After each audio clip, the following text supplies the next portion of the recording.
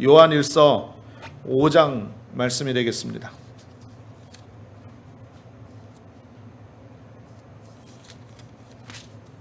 요한일서 5장 13절부터 21절까지의 말씀 함께 찾아 말씀의 은혜를 나누도록 하겠습니다.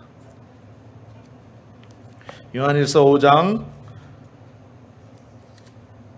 13절에서 21절까지입니다. 신약성경 393페이지고요. 자, 찾으신 줄로 믿고 한 목소리로 합독하겠습니다. 시작. 내가 하나님의 아들의 이름을 믿는 너희에게 이것을 쓰는 것은 너희로 하여금 너희에게 영생이 있음을 알게 하려 함이라. 그를 향하여 우리가 가진 바 담대함이 이것이니 그의 뜻대로 무엇을 구하면 들으심이라. 우리가 무엇이든지 구하는 바를 들으시는 줄을 안즉 우리가 그에게 구한 그것을 얻은 줄을 또한 아느니라. 누구든지 형제가 사망에 이르지 아니하는 죄 범하는 것을 보거든 구하라. 그리하면 사망에 이르지 아니하는 범죄자들을 위하여 그에게 생명을 주시리라. 사망에 이르는 죄가 있으니 이에 관하여 나는 구하라 하지 않노라. 모든 불의가 죄로되 사망에 이르지 아니하는 죄도 있도다. 하나님께로부터 난 자는 다 범죄하지 아니하는 줄을 우리가 아노라. 하나님께로부터 나신 자가 그를 지키심에 악한 자가 그를 만지지도 못하느니라. 또 아는 것은 우리는 하나님께 속하고 온 세상은 악한 자 안에 처한 것이며, 또 아는 것은 하나님의 아들이 이르러 우리에게 지각을 주사 우리로 참된 자를 알게 하신 것과 또한 우리가 참된 자 곧 그의 아들 예수 그리스도 안에 있는 것이니 그는 참 하나님이시요 영생이시라. 자녀들아, 너희 자신을 지켜 우상에게서 멀리하라. 아멘. 할렐루야. 할렐루야. 하나님께서 저와 여러분 사랑하시는 거 믿으시면 우리 큰 소리로 한번 아멘 하시겠습니다. 할렐루야. 하나님은 살아계신 하나님이시요 어제나 오늘이나 영원토록 동일하신 하나님이라고 말씀했습니다. 그 하나님이 우리를 사랑하시고 오늘 이 예배 가운데 함께 하셔서 충만한 은혜와 능력으로 역사해 주실 줄로 믿습니다. 우리 전후자에 계신 분에게 한번 눈을 마주치시면서 인사하시면 좋겠습니다. 하나님이 당신을 엄청나게 사랑하십니다. 이렇게 한번 인사하겠습니다. 한 번 더 인사할 때 성령께서 이 자리에 함께 하십니다. 예수님 안에서 당신에게 좋은 일이 일어납니다.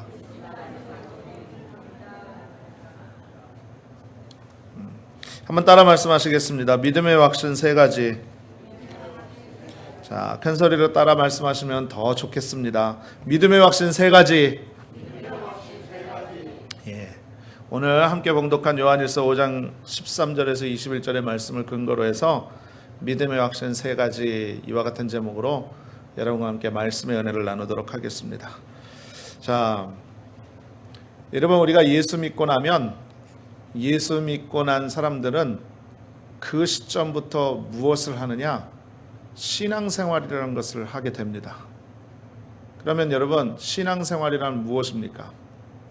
여러분, 신앙생활 그러면 포괄적인 이야기로 여러 가지 많은 이야기들을 말할 수가 있겠죠. 그러나 여러분, 신앙생활은 잊어버리지 마세요. 신앙생활은 곧 믿음생활인 것입니다. 할렐루야. 한번 따라 말씀하시면 좋겠습니다. 신앙생활은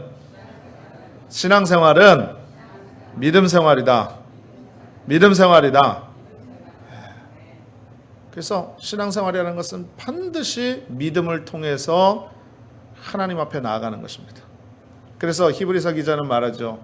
믿음이 없이는 하나님을 기쁘시게 못한다 라고 말씀하고 있고, 믿음의 주여 온전케 하신 예수를 바라보자 라고 성경이 말씀하고 있는데, 반드시 우리의 신앙 안에는요, 하나님이 우리의 구세주 되신 것과, 믿으시면 아멘, 말씀이 참 진리인 것과, 할렐루야, 하나님께서 우리를 사랑하신다라는 것과, 이 모든 것을 다 믿는 믿음으로 신앙생활을 하는 거예요. 할렐루야. 여러분, 이러한 믿음을 가지고 신앙생활할 때 하나님이 주시는 큰 은혜와 능력과 역사와 영광들을 체험하고 우리가 주님과 동행하는 능력의 삶을 살게 된다는 것이죠. 그런데 중요한 것은 바로 뭐냐면 이처럼 우리의 신앙생활이 늘 믿음으로 충만하고 우리의 신앙이 늘 믿음 가운데 흔들리지 않는다고만 한다면 얼마나 좋겠습니까? 근데 우리의 연약함이 뭐냐면 상황과 형편과 처지와 생각과 마음의 상태에 따라서 우리의 믿음이 오락가락한다는 거예요. 어느 때는 믿음이 굉장히 뜨겁고 좋았던 것처럼 생각이 되어졌는데 어느 때는요 초신자보다도 믿음이 연약한 내 모습을 볼 때 아이고 내가 이러면 안 되지 라고 생각을 하지만 어떻게 해요? 그렇게 생각이 드는 걸 자꾸 그런 내 환경과 형편과 처지가 되는 걸 어떻게 합니까? 그렇지요?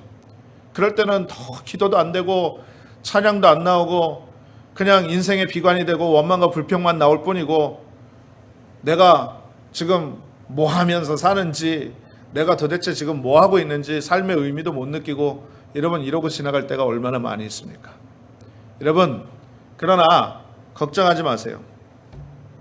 우리는 우리의 믿음이 흔들리던 흔들리지 않던 그리고 우리가 하나님을 정말로 뜨겁게 바라보던 뜨겁게 바라보지 못하던 우리의 모습은 늘 변할지라도 우리 하나님은 변하지 않고 우리를 사랑해 주시는 줄로 믿습니다. 아멘. 그러므로 여러분 우리가 늘 기도해야 되는 게 뭐냐? 하나님 내게 믿음을 주시옵소서. 흔들리지 않는 믿음을 주시옵소서. 불변하는 믿음을 주시옵소서. 이렇게 기도하는 것이 중요한데 그렇게 기도해도 여지없이 우리에게는 믿음이 흔들리는 경우가 와요. 그래서 저 역시도 강단에서 말씀을 선포하는 이 서목사 역시도 늘 그럴 때가 많아요. 그래서 왜 그럴까 기도하던 중에 하나님이 한 가지 말씀 구절을 생각나게 하셨어요. 그러니까 이 말씀을 보고 나니까 마음의 자유함이 좀 생기더라고요. 무슨 말씀이냐? 누가복음 21장 34절에 보니까 이렇게 말씀해요.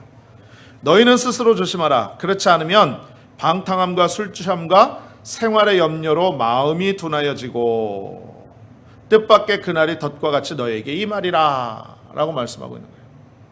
그러니까 술 취하고 방탕한 삶을 살면 마음이 둔하여지는데 우리의 마음을 또 하나 둔하게 만드는 것이 바로 뭐냐면 생활의 염려라는 거예요. 생활의 염려. 그러니 생활의 염려를 늘 하고 사는 우리들은 믿음이 흔들릴 수밖에 없죠. 환경이 좋으면 괜찮아요.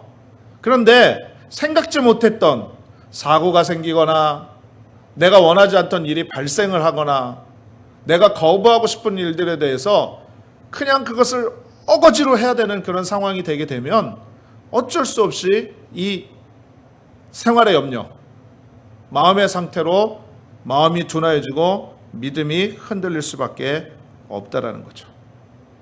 여러분 그러나 우리가 힘들고 어렵고 외롭고 낙심돼도 예수님 바라보고 은혜로 살아야만 될 줄로 믿습니다. 그렇다면 우리가 우리의 늘 마음이 조속간에 변하지만 그래도 제가 기도하면서 이거 세 가지만 갖고 있으면 이거 세 가지에 대해서 확신만 있으면 어려운 환경 이기고 문제 이기고 그리고 고난 이기고 계속 주님 바라보고 십자가 바라볼 수 있더라라는 것입니다. 그래서 제가 오늘 말씀의 제목을 믿음의 확신 세 가지라고 말씀을 드린 거예요. 여러 가지 우리의 믿음의 모습들이 있지만 이 믿음의 세 가지 딱 이것만 있으면 힘들고 괴롭고 어렵고 난감해도 우리가 믿음 지키면서 하나님 은혜 가운데 설 수 있더라라는 것입니다. 오늘 본문 말씀 보면 그 비결이 기록되어져 있는 것입니다. 하나하나 우리가 간단하게 말씀의 은혜를 나누도록 하겠습니다. 자, 여러분 세상 것 다 변해도 이것만큼은 변하지 않고 세상 것 다 포기해도 이것만 포기하지 않으면 되는데 그게 바로 뭐냐면 첫 번째 따라 말씀하십니다. 영생의 확신. 따라 말씀하시겠습니다. 영생의 확신. 이것만은 포기하시면 안 된다는 거예요. 영생의 확신만 있으면 돼요. 영생의 확신. 자, 첫 번째 기억해야 될 게 바로 뭐냐면 우리 모두가 영생의 확신을 가지고 믿음으로 살아야 된다는 겁니다. 자, 오늘 본문에도 말씀합니다. 13절 말씀 보세요. 같이 읽겠습니다. 시작. 내가 하나님의 아들의 이름을 믿는 너희에게 이것을 쓰는 것은 너희로 하여금 너희에게 무엇이 있다고요? 영생이 있음을 알게 하려 함이라. 영생이 있음을. 자, 여러분, 영생이란 뭡니까? 영생이란 영원히 사는 거예요. 영원히 사는 거.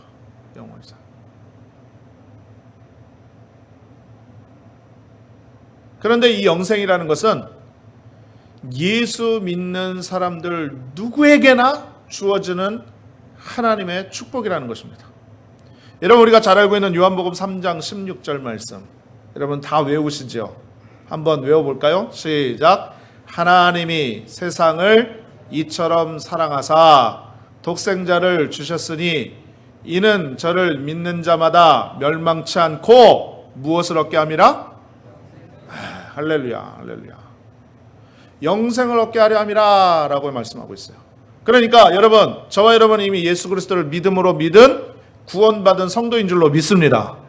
그렇다면 저와 여러분에게 주시는 하나님의 큰 특권과 권세 하나가 바로 뭐라고요? 무엇이 있어요? 이미 우리에게 영생이 있어요.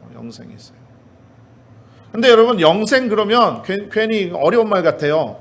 근데 여러분, 영생이라는 것은 다른 말로 얘기를 하면 천국을 의미하는 거예요. 천국. 그러니까 영생의 확신이라고 말씀하고 있는데, 영생의 확신이라는 것은 다른 것이 아니라 천국의 확신, 이렇게 이야기를 할 수가 있다는 거죠. 여러분, 천국이 있음을 믿으시면 큰 소리로 아멘 하시겠습니다.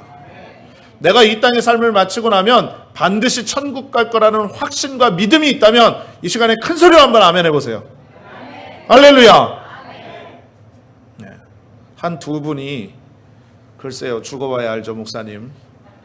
그걸 어떻게 알아요? 그러시는 것 같은데, 여러분, 천국은 분명히 있는 줄로 믿습니다.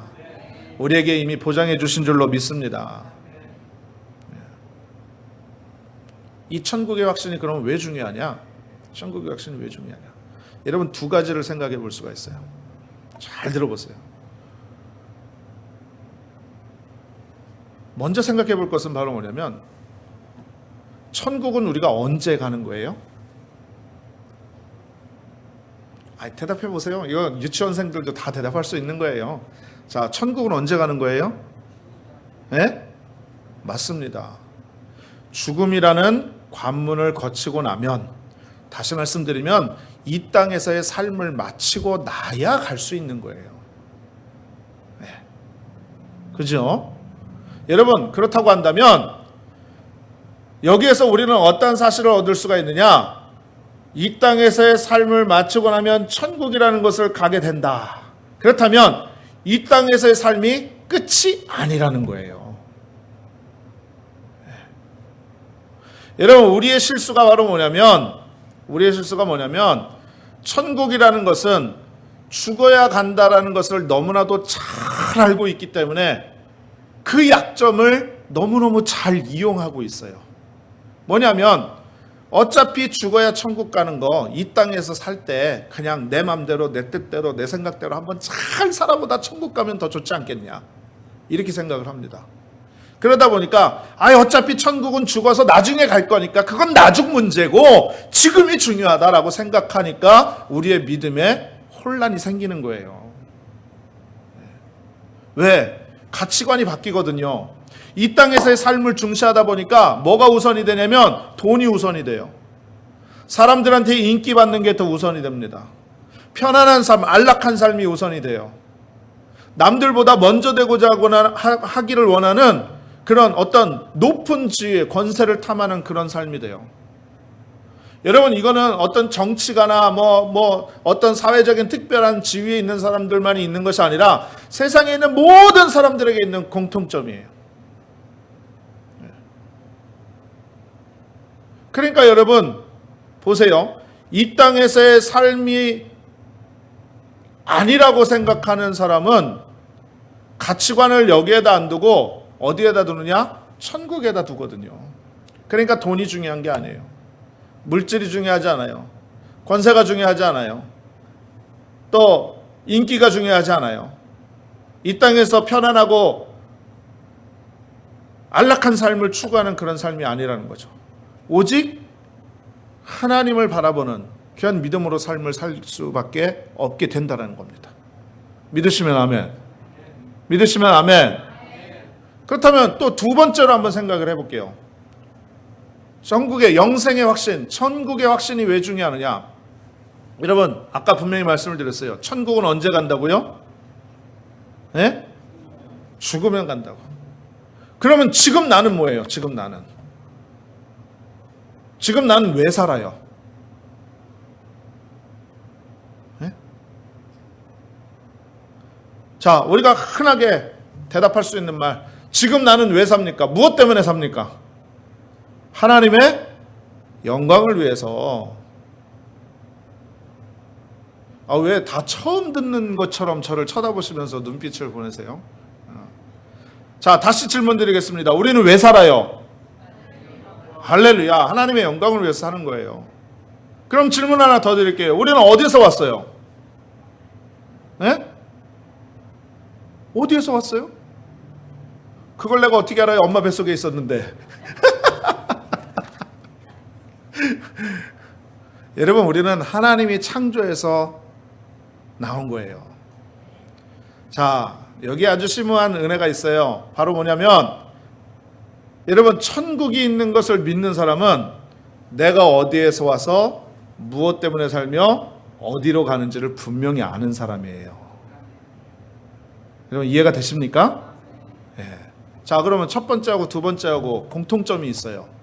뭐냐면, 첫 번째나 두 번째나 공통적인 건 바로 뭐냐면, 내가 이 땅에서의 삶이 마지막이 아니라는 것을 아는 것과 또 어디에서 와서 무엇 때문에 살며 어디로 가는지 아는 사람의 공통점은 바로 뭐냐면, 이 땅에서의 삶을 살 때 막 살지 않는다라는 거예요.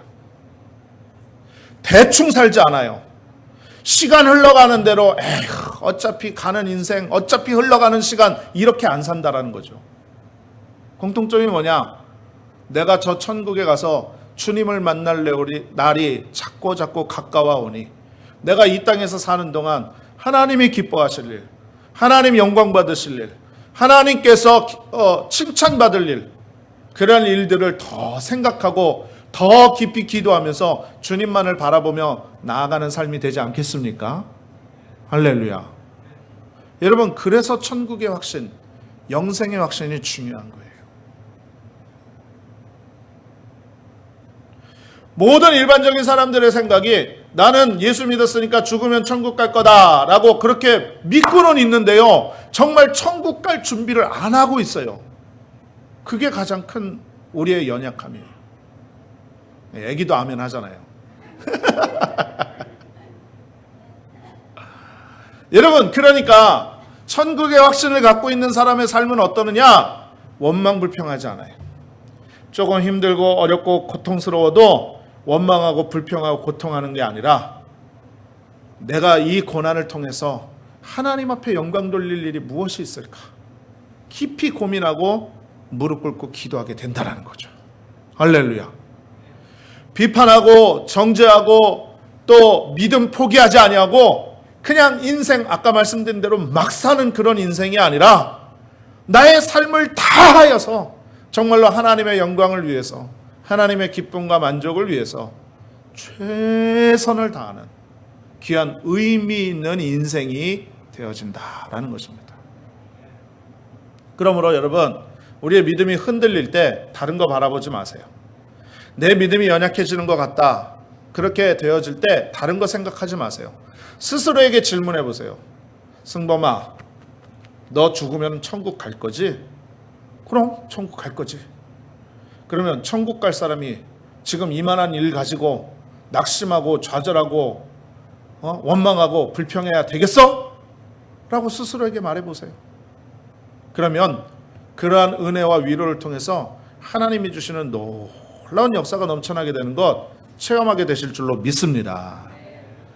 여러분, 오늘이 2017년 6월 25일이에요. 지금 우리는 미국에 와서 살고 있으니까 이민자의 삶을 살고 있으니까 그렇게 크게 피부로 와닿지는 않지만 여러분 우리는 한국 국민이잖아요. 한국 국민에게 있어서 정말로 역사적으로 힘들었던 사건이 일어났던 날이에요. 오늘이 6.25 전쟁 발발 몇 년입니까? 76년? 만으로 치면 76년? 77년 뭐 이렇게 되겠죠. 1950년도에 발발을 했으니까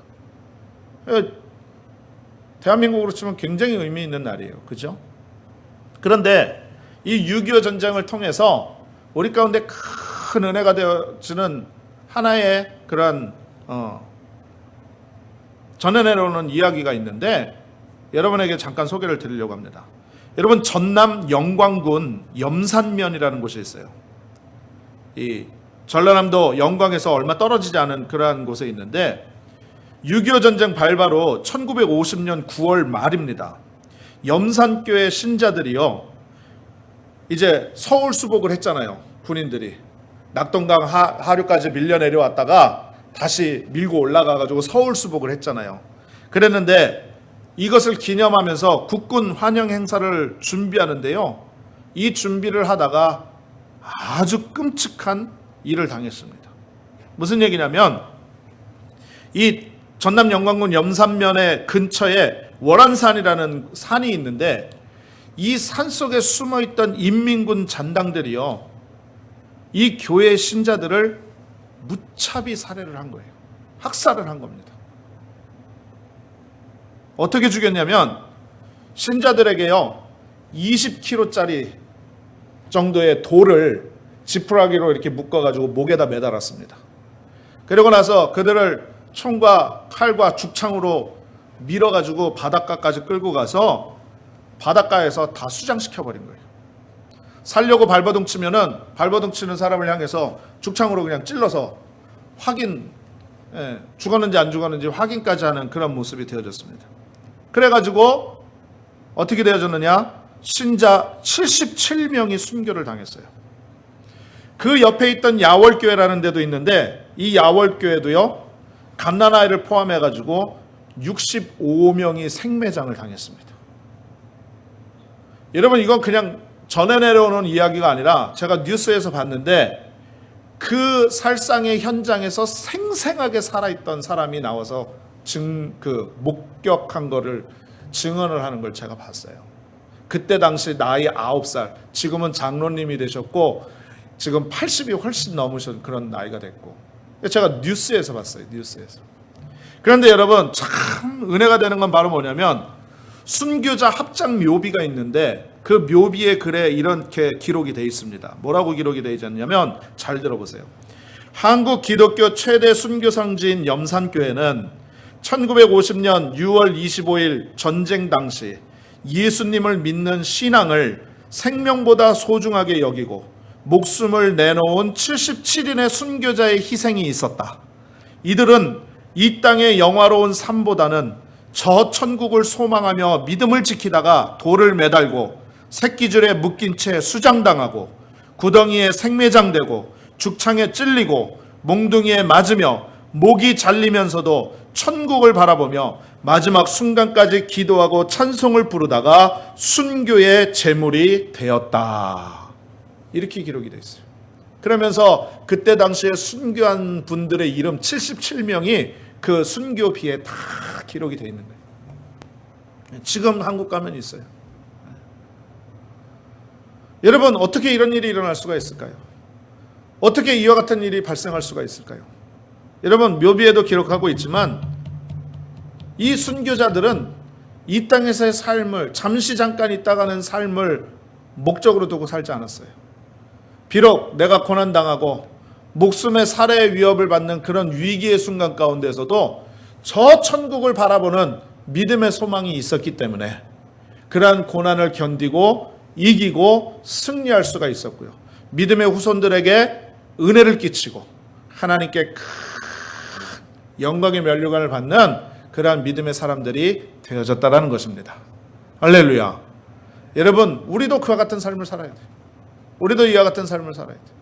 세상 것 바라보지 아니하고 내게 조금 고난이 오고 내게 조금 속상한 일이 있고 내게 조금 삐지는 일이 있어도 여러분 우리가 하나님 바라보고 저 천국 생각하면서 늘 긍정적이고 창조적이고 적극적인 믿음의 신앙의 삶을 통하여서 하나님께 칭찬받는 귀한 삶을 살아야 되지 않겠습니까?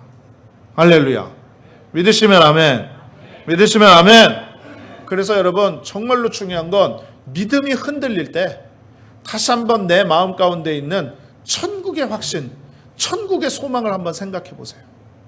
천국의 소망. 여러분 몸이 많이 아프세요? 몸이 많이 아프시면 기억하십시오. 성경에 분명히 말씀합니다. 천국은요 눈물도 없고 곡하는 것도 없고 아픔도 없고 질병도 없고 모든 것이 하나님을 찬양하는 기쁨과 소망만이 넘쳐나는 곳이라고 말씀했어요. 여러분 우리가 몸이 아프고 삶 가운데서 고난을 당하고 문제를 당할지라도 우리가 천국을 바라보면 주님 주시는 믿음을 통하여 승리하게 될 줄로 믿습니다. 그러므로 여러분 천국의 확신은 절대로 포기해서도 안 되고요. 양보해서도 안 되고요. 이것만큼은 꼭 지켜야 된다는 것 믿으시기를 주님의 이름으로 축원합니다. 자, 두 번째는 뭐냐면 기도 응답의 확신이에요. 기도 응답의 확신. 한번 따라 말씀하십니다. 기도 응답의 확신. 기도 응답의 확신. 여러분 오늘 본문 14절 15절 말씀 한번 보시겠습니다. 자, 이렇게 말씀하죠. 그를 향하여 우리의 가진 바 담대함이 이것이니 그의 뜻대로 무엇을 구하면 들으심이라. 우리가 무엇이든지 구하는 바를 들으시는 줄 안즉 우리가 그에게 구한 그것을 얻은 줄을 또한 아느니라. 아멘. 여러분 이건 무슨 말씀이냐? 하나님 앞에 기도하기만 하면 들으신다라는 은혜인 것입니다. 여러분 문제는 뭐냐면 우리가 기도하지 않아서 그렇죠. 기도하면 하나님이 다 들어 응답하시는 거예요. 믿으시면 아멘. 믿으시면 아멘. 여러분 정말로 중요한 건 그거예요. 우리가 정말로 믿음의 은혜 가운데 하나님 앞에 기도하는 신앙을 가져야 될 것입니다.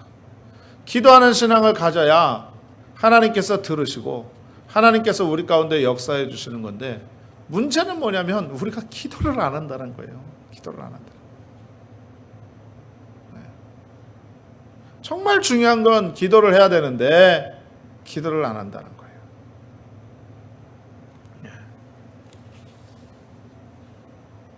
여러분 성경은 저와 여러분에게 분명히 말씀합니다. 시편 120편 1절입니다. 내가 환난 중에 야훼께 부르짖었더니 내게 응답하셨도다.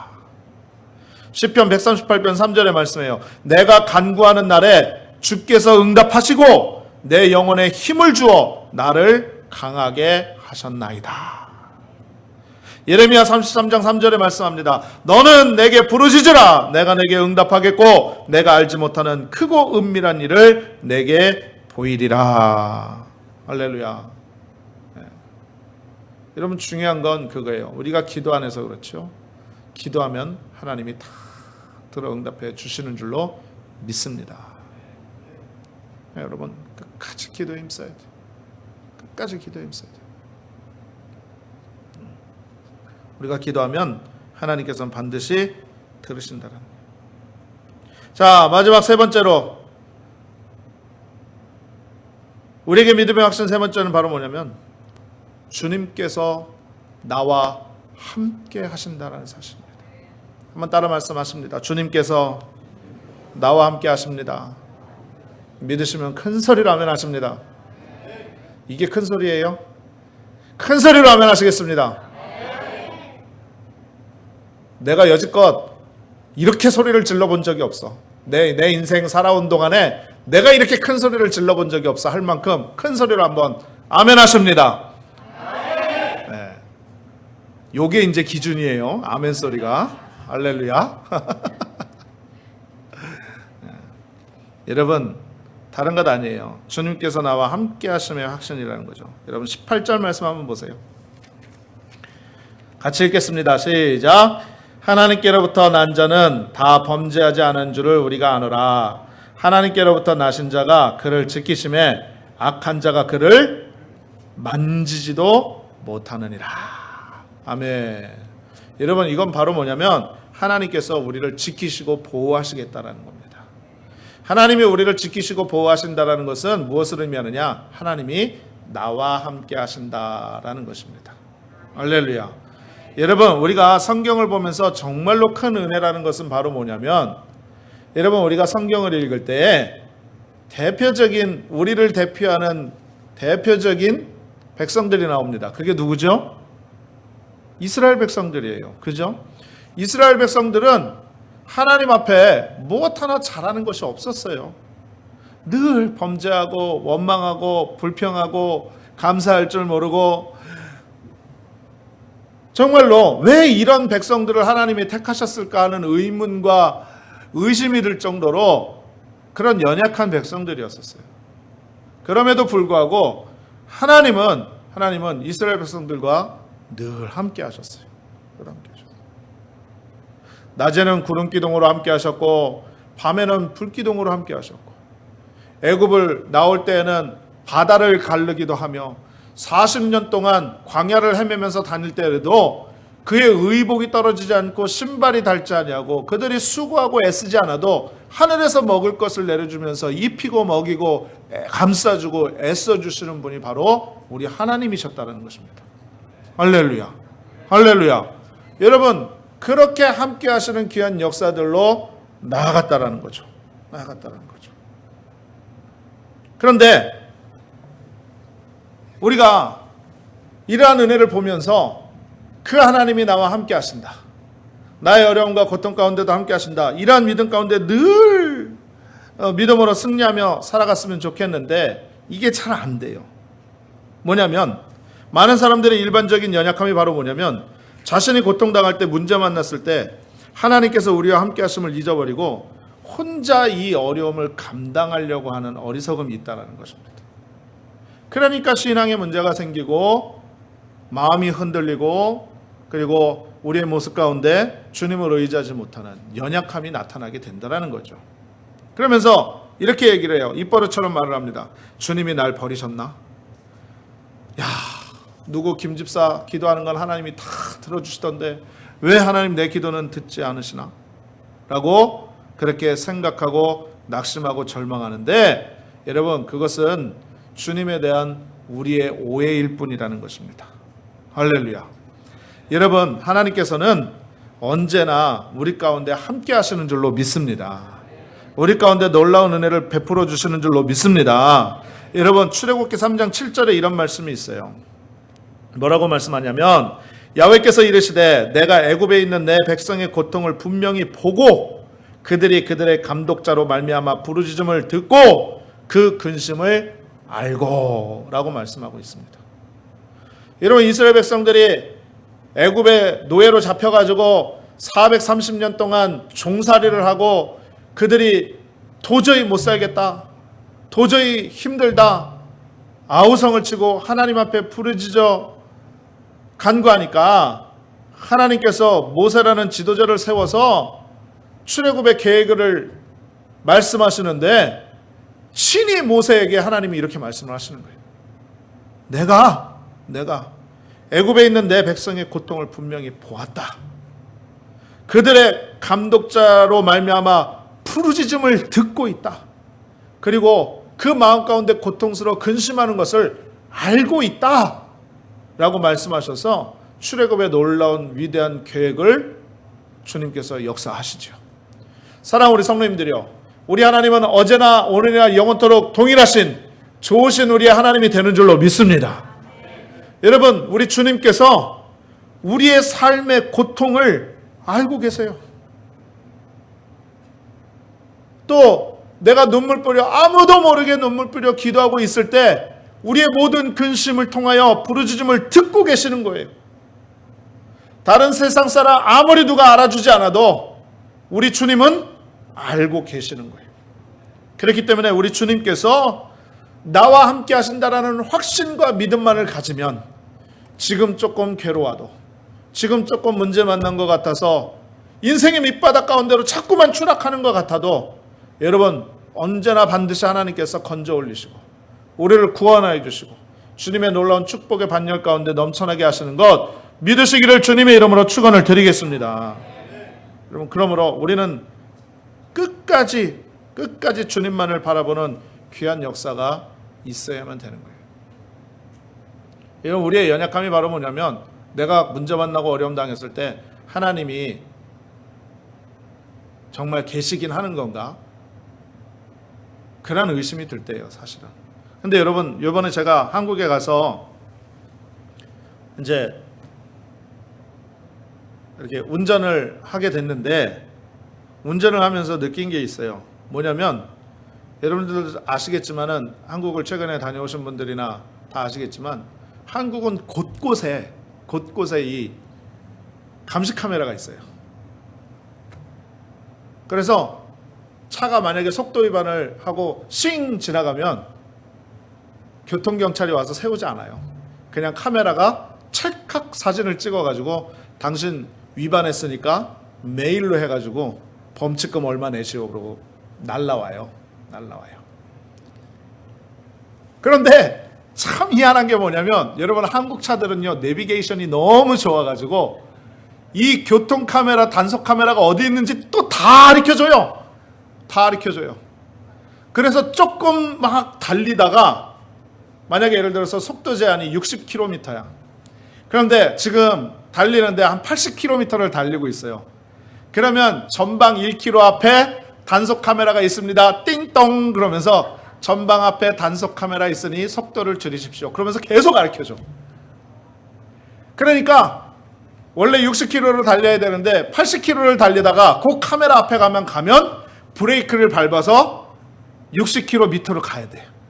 그리고 그것도 지나고 나면 또 부앙 하고 밟아가지고 또 속도를 내가지고 가다가 한 2km, 3km 가다 보면 또 띵동 그래가지고 카메라가 있다고 가르쳐줘요. 죄송합니다 여러분. 제가 속으로 얼마나 화딱지가 나든지요.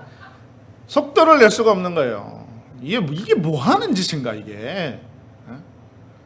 안 볼 때는 자기 마음대로 달리고 볼 때만 잠깐 지켜가지고 그러고 보면은 그러다 보니까 또 어떤 게 있냐면요 구간 단속제라는 게 있어요.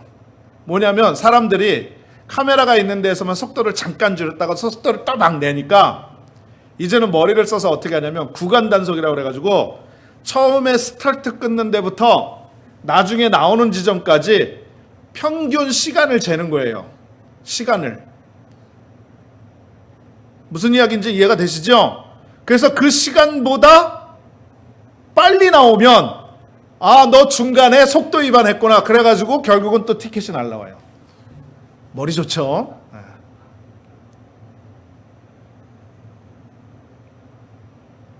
그러니까 조금 달리다 보면 카메라 있다고 가르쳐주고 아니 단속 카메라가 있으면은 몰래 찍든지 그래야 되는데 또 그걸 또 다 가르쳐줘요. 또 어디에 있고 전방 몇 미터 앞에 있고 이게 있다고 다 가르쳐주더라고. 그러면서 제가 한번 생각을 해봤어요. 하나님이 순간 탁 은혜를 주시는 게 바로 뭐냐면 우리의 믿음이 그렇지 않나 싶어. 뭐냐면 하나님이 보시는 것 같을 때는 잠깐 잘하는 척해요. 그런데 하나님이 안 보시는 것 같고 내가 그것에 대해서 민감하지 못할 때는 또 내 맘대로 해요.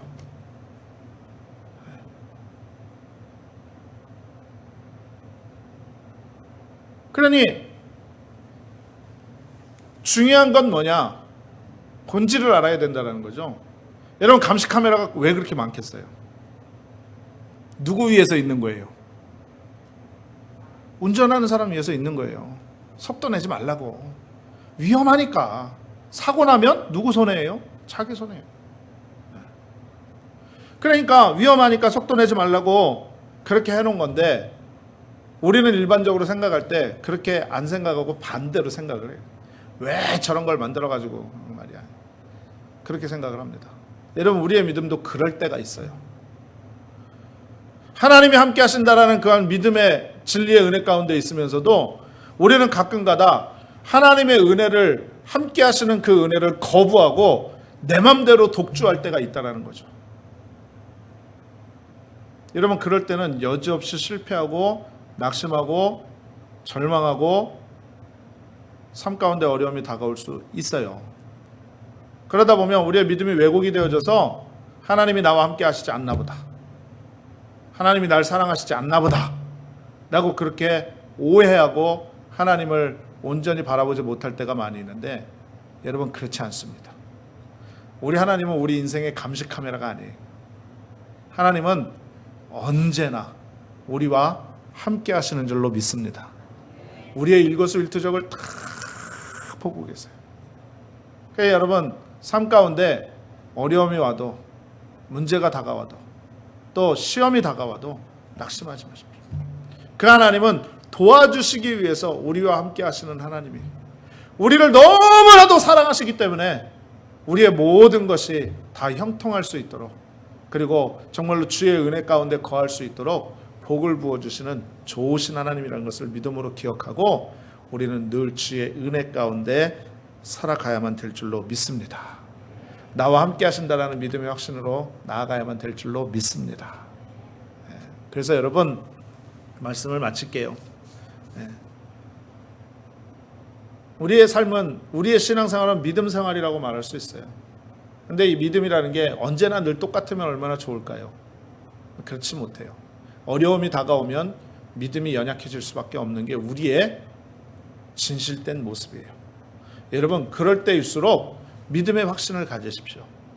그 믿음의 확신이라는 것은 바로 뭐냐면, 첫 번째 뭐라고요? 천국의 확신이에요.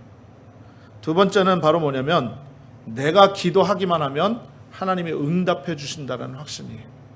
마지막 세 번째는 바로 뭐냐면, 주님께서 언제나 어느 상황 가운데서나 나와 함께 하신다라는 확신이에요. 이 믿음의 세 가지 확신만 있다고 한다면 우리는 조금 힘들고 조금 고통스럽고 조금 문제 만나는 것 같아도 하나님께서 결국은 놀라운 축복과 은혜와 응답으로 역사해 주시는 좋으신 하나님으로 함께해 주실 줄로 믿습니다. 그러므로 오늘도 주님을 바라보고 주님 안에서 은혜 가운데 거하는 우리 귀한 성도님들 다 되시기를 주님의 이름으로 축원합니다. 축원합니다. 축원합니다. 기도하겠습니다. 전능하신 아버지 하나님, 은혜와 사랑을 감사드립니다. 하나님, 우리의 인생 가운데 정말로 주님 주시는 믿음 가운데 흔들리지 아니하고 늘 변하지 않는 신앙을 요구하고 기도하지만, 때로는 삶의 환경과 어려움의 문제 가운데 우리의 믿음이 변하고 우리의 마음이 낙심이 되고 주님을 온전히 바라보지 못하는 영적인 시각 가운데 서지 못할 때가 많이 있음을 고백해 봅니다. 하나님, 이럴 때일수록 우리 마음 가운데 천국의 확신을 갖게 하시고 내가 기도하기만 하면 하나님께서 들어 응답하신다라는 귀한 은혜가 있음을 알게 하여 주셔서 우리가 더욱더 열심을 내어 하나님 앞에 기도하고 무릎 꿇는 귀한 신앙이 되게 하여 주시옵시고, 하나님 언제나 나와 항상 함께 하신다라는 믿음의 확신 가운데 거하여서 흔들리지 아니하고 뒤로 후퇴하지 아니하고 뒤로 물러가지 아니하고 오직 십자가 바라보며 믿음으로 전진해 나가는 우리 모두가 다 되게 하여 주시옵소서. 모든 영광을 주께 올려드리며 살아계신 예수님의 이름으로 축복하고 기도합니다. 아멘.